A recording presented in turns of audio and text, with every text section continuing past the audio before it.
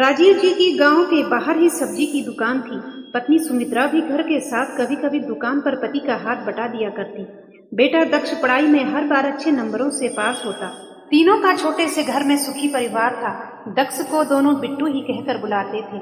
बहुत अधिक आमदनी तो नहीं थी, पर इतनी आय अवश्य थी कि सरलता से घर खर्च भी चल जाता और बिट्टू की पढ़ाई भी। बस बचत नहीं हो पाती थी। राजीव और सुमित्रा की निगाहें बस अपने बिट्टू पर ही टिकी थी। पढ़ लिख कर बड़ा हो जाए तो उसकी शादी कर दें, घर में पोता पोती आएंगे तो उनके साथ ही जीवन पूर्ण हो जाएगा। ये सोच सोच कर ही दोनों का मन उत्साह से भर जाता। जिंदगी आसान लगने लगती।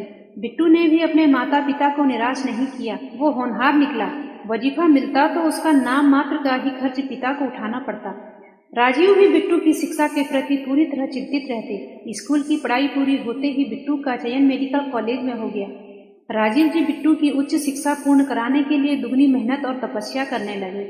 राजीव जी रात में सिक्योरिटी गार्ड की ड्यूटी भी करने लगे।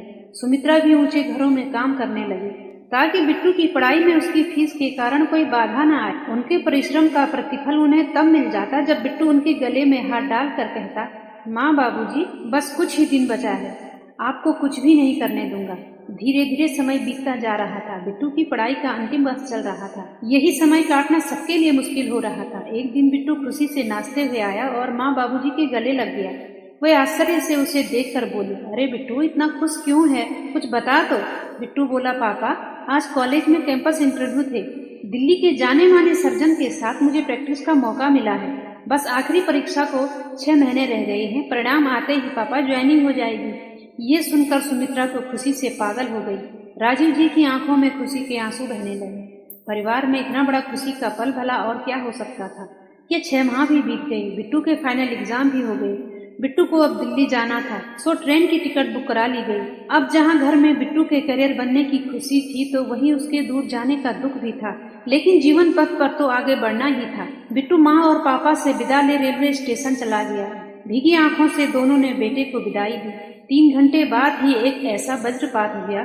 समाचार आया कि बिट्टू वाली ट्रेन दुर्घटनाग्रस्त हो गई। समाचार ये भी आया कि किसी के बचने की संभावना नहीं है, खोज की जा रही है। आंसुओं का समंदर बह निकला।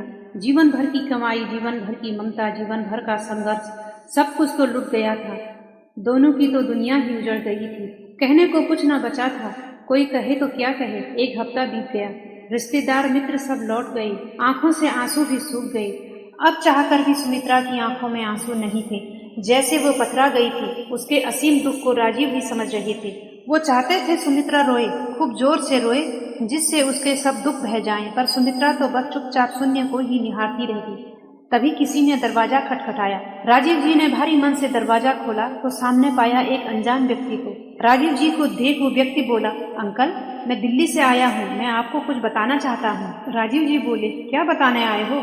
अब तो हमारा सब कुछ खत्म हो गया है। बेटे को गए 1 हफ्ता हो गया है। वो व्यक्ति बोला, अंकल, दक्ष बिल्कुल ठीक है, मैं यही खुशखबरी देने आया हूँ। क्या कह रहे हो? क्या मैं इतना भाग्यवान हूँ? कहाँ है मेरा बच्चा? कैसे हो गया ये चमत्कार? अरे सुमित्रा, सुन तो, अपना दक्ष ठीक है, सकुशल है। बदहवास सी सुमित्रा दरवाजे की ओर भागी। कहाँ है मेरा बिट्टू? कहते कहते बेसुध हो गिर पड़ी। राजीव जी ने उस व्यक्ति की सहायता से सुमित्रा को उठाकर पलंग पर लिटाया और पानी को मुंह पर छिड़क कर उसे होश में लाने का प्रयास करने लगे। दिल्ली से आए हुए व्यक्ति ने बताया, ट्रेन दुर्घटना के वक्त दक्ष दरवाजे पर खड़ा था और वह पटरी से दूर जाकर गिरा था। बेहोश तो हुए, पर चोट बहुत कम आई। बचाव कार्य के दौरान दक्ष को वहां से उठाया गया। उसके पास घर का कोई पता न था, केवल दिल्ली के डॉक्टर का ही पता था, इसीलिए बेहोशी में उसे वहीं भर्ती कराया गया। अब वो होश में आ गया है, खतरे से बाहर है। मैं आप दोनों को उनके पास ले जाने आया हूँ। सब कुछ सुनकर एक बार फिर उन दोनों की आंखों में आंसुओं की धार बह निकली। कहानी पसंद आई हो तो चैनल को सब्सक्राइब करें।